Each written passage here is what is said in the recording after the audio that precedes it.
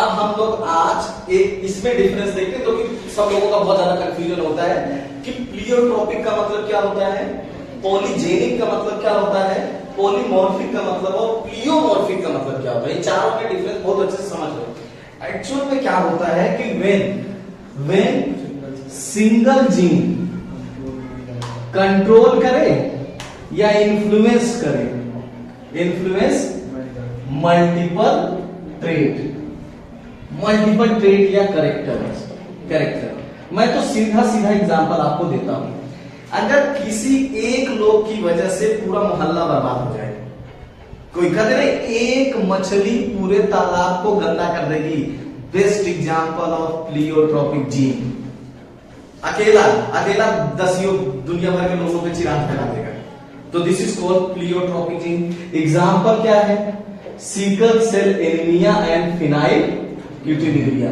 जब ये बीमारी होगी ना, इसका मतलब इस जीन में अगर म्यूटेशन हो जाएगा तो कई सारे कैरेक्टर को इन्फ्लुएंस करेगा, केवल ब्लड नहीं और भी मेटाबॉलिक एक्टिविटी इन्फ्लुएंस होंगी।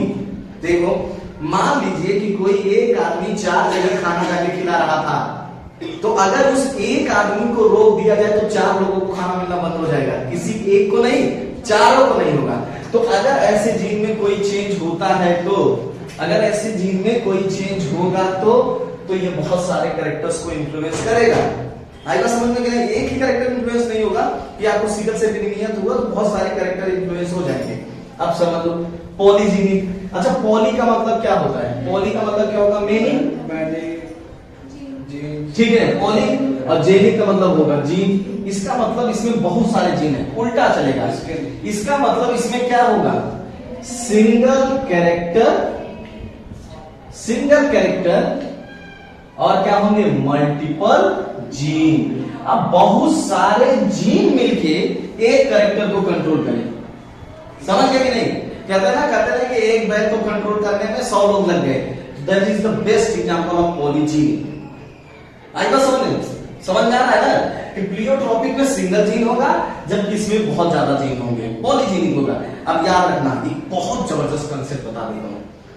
जब भी कोई पॉलीजीनिक कैरेक्टर होगा उसमें वेरिएशन जरूर आएंगे, याद रखना। जैसे फॉर एग्जांपल देखो, अगर पॉलीजीनिक है तो वेरिएशन जरूर आएगा, प्लियोट्रोपिक है तो वेरिएशन नहीं आएगा। एक ही तरह की बीमारी सबको होगी, सबको उसी लेवल की बीमारी, उसी तरह की बीमारी आएगी, उस बीमारी में कोई चेंज नहीं होगा।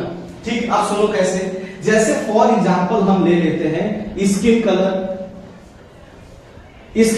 अगर ये सब की स्किन कलर गोरी होती, पूरी धरती पे जितने भी और जीव मतलब ह्यूमंस है सबकी गोरी होती, स्किन कलर ऑफ ह्यूमन सबकी अगर गोरी होती तो मैं मान लेता कि सिंगल कैरेक्टर है। लेकिन क्या है, स्किन कलर अलग अलग है। इसका मतलब ये क्या है? पॉलीजीनिक। देखो ह्यूमन हाइट, सबकी हाइट अलग अलग है। Human height is the single character लेकिन सबकी अलग अलग है, इसका मतलब ये पॉलीजीनिक है। अगर आपको सीड सेप कह दिया जाए तो भी हर एक, अगर एक ही क्रॉप लगाओ सब सीड के सेप अलग अलग होते हैं, इसका मतलब ये क्या है? पॉलीजीनिक है। एक बहुत अच्छा एग्जांपल तुम्हें बताता हूं। अगर मान लीजिए कि यही भावना जी है, कोई खाना बनाती है, अगर कोई मान लो डिश बनाती है, अगर भावना जी ही केवल उस डिश को बनाएगी तो वो डिश हमेशा एक जैसी बनेगी। लेकिन भावना जी के अलावा इनका नौकर भी आके बना देता है या कुछ बना देगा और आप हमेशा उसी डिश को खाते हैं उसी दुकान से, तो ऑब्वियस सी बात है उस डिश के टेस्ट में वेरिएशन आएगा। क्यों आएगा? क्योंकि अब एक से ज्यादा लोग उसको क्या कर रहे हैं? कंट्रोल कर रहे हैं। तो जब एक से ज्यादा जीन किसी कैरेक्टर को कंट्रोल करने लगेगा तो वो एग्जांपल होगा पॉलीजीनिक। इसका रेशियो भी होता है, अगर इसका होता है 1:6:1:4:6:4:1, ये रेशियो आता है 2 जीन के लिए। अगर 2 जीन कंट्रोल कर रहे हैं तो ये रेशियो होगा। कैसे? 16 आएगा तो 2 जीन। अगर 3 जीन हो जाए, 3 जीन कैरेक्टर हो जाए तो क्या होता है? 1:6:15:20, वही 15:6:1 मतलब 64 हो जाएंगे तुम्हारे। याद रखना इस बात को, समझ गए कि नहीं? तो ये बहुत ही इंपॉर्टेंट चीज है पॉलीजेनिक इनहेरिटेंस। ये याद रखना, अगर 2 जीन कंट्रोल कर रहे हैं तो ये रेशियो होगा, अगर 3 जीन जनरेट कंट्रोल करेगा तो ये रेशियो होगा। ये भी याद, 2 जीनिक इनहेरिटेंस हमेशा 16 होता है। 16 प्रोजेनी बनेंगे और 3 जीनिक इनहेरिटेंस में कितने बनते हैं? बहुत लगती है 64 बनेंगे। देख लो तोड़ के आ रहा है, ठीक है। ये देखो, ये आप समझ गए ना। ये कंसेप्ट जरूर याद रखना कि अगर एक से ज्यादा जीन कंट्रोल करेंगे तो वो पॉलीजेनिक होगा। अब उस करेक्टर में वेरिएशन आएगा, जिसमें वेरिएशन आए नहीं आएगा उसका पॉलीजेनिक का कोई मतलब नहीं है। तो ये हमारा हो गया पॉलीजेनिक वाला कंसेप्ट। ये दोनों कंसेप्ट समझ गए, प्लियोट्रॉफिक और पॉलीजेनिक का समझ गए। और पॉलीजेनिक का मैंने बता दिया। अगर आपसे पूछा जाए कि ह्यूमन कलर ये, अच्छा ये बताओ, ये क्वांटिटी अगर बहुत ज्यादा है तो क्वांटिटेटिव इनहेरिटेंस नहीं हो गया? इसी को क्वांटिटेटिव इनहेरिटेंस बोलते हैं, मतलब क्वांटिटी में जीन कंट्रोल कर रहा है किसी को। This is the example of quantitative inheritance. और ये रेशियो आप लोगों को याद होना चाहिए, कभी कभी पूछ लेता है ये रेशियो, जब पूछा जाता है अगर 2 जीन है तो ये होगा। जैसे ह्यूमन की कलर जो होता है वो 3 जीन इनहेरिटेंस होता है, जिसमें देखो ये होगा, मान लीजिए ये होता है बहुत ज्यादा काला, कम काला, फेयर काला, और ये बीच वाले होंगे मुलेटो जिसको बोलते हैं या इंटर वो। अब ये होगा गोरा, मतलब कम गोरा, गोरा, बहुत ज्यादा गोरा, समझ गए? हाँ, वो 3 इनहेरिटेंस है तो ऐसे होगा रेशियो, ठीक है, ये समझ गए। तो प्लियोट्रॉपिक का मतलब होता है कि सिंगल जीन मल्टीपल कैरेक्टर, और पॉलीजेनिक का मतलब होता है मल्टीपल जीन सिंगल कैरेक्टर, ठीक है। अब उन कैरेक्टर्स के एग्जांपल है skin colour, human height and seed से, और रेशियो तुम्हारे सामने है ये, ठीक। अगर 2 जीन कंट्रोल करेगा तो 14641 होगा। ऐसे देखो, एक तरफ से याद करो, दूसरा 1615 20 1561 उल्टा लिख दो, समझ गए कि नहीं? हमेशा जो हाइब्रिड होता है ना, दोनों का मिक्सचर ज्यादा होता है, याद रखना हमेशा। चलो ये हो गया। अब देखो हम देख लेते हैं पॉलीमॉर्फिज्म। देखो पॉलीमॉर्फिक का देखो, पॉलीमॉर्फिज्म देखो ध्यान से। पॉलीमॉर्फिज्म का मतलब होता है organism occur in more than one form at a time, एक ही समय में एक से ज्यादा फॉर्म में एग्जिस्ट करे। जैसे तुम कहती हो कि डीएनए पॉलीमॉर्फिज्म ना, यही तो बोलते हैं डीएनए पॉलीमॉर्फिज्म। अब बताओ, सब के अंदर डीएनए अलग अलग है, लेकिन सब लोग एग्जिस्ट कर रहे हैं। देखो ये डीएनए ए के पास भी है, बी के पास भी है, सी के पास भी है, डी के पास, और सब लोग एग्जिस्ट कर रहे हैं। मतलब यही डीएनए सबके पास है और सब लोग एग्जिस्ट कर रहे हैं, मतलब रह रहे हैं, सारे लोग रह रहे हैं। इसका मतलब ये क्या है? पॉलीमॉर्फिज्म।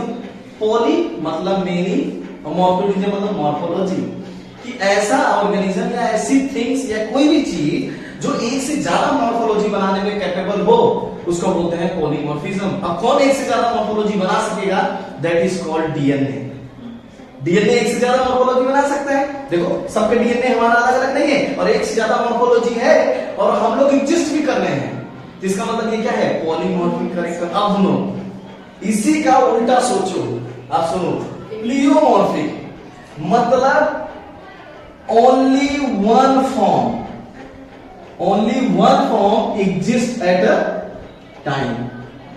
अगर आप देखिए, अगर आप मान लीजिए ए में हैं, तो अगर आप कन्वर्ट हो गए बी में, तो ए क्या हो जाए?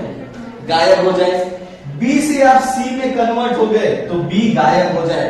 मतलब आपकी सारी मॉर्फोलॉजी एग्जिस्ट नहीं कर रही है। इसका मतलब you don't have the capability to form polymorphism. आपको बहुत सारी मॉर्फोलॉजी आप नहीं बना सकते, इसका मतलब है।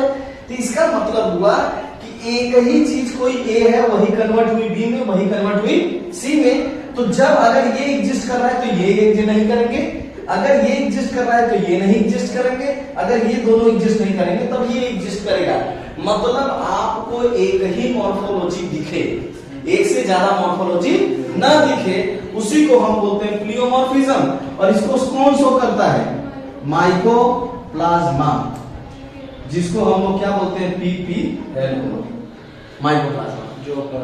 समझ गए? इसीलिए इसको बोलते हैं जोकर ऑफ प्लांट किंगडम। एक बताओ, क्या वही जोकर एक से ज्यादा फॉर्म में तुम्हारे सामने रह सकता है? या तो वो उस फॉर्म में होगा या तो अलग फॉर्म में होगा, एक से ज्यादा फॉर्म में नहीं रहेगा।